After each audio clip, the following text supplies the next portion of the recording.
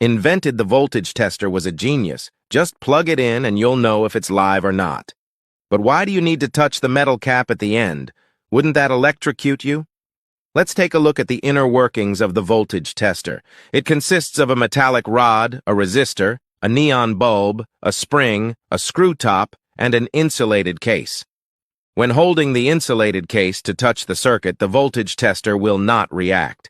Because there is no voltage between the null line and the earth, of course there will be no current through the indicator. Only when touching the end of the metal pen, a circuit is formed between the live line, the voltage tester, the human body, and the earth. At this point, the indicator light of the voltage tester will light up, and we will know whether there is electricity or not. The reason we don't feel electrocuted is because the voltage tester has a resistance of at least 1 mega-ohm. That protects the body from electric shock.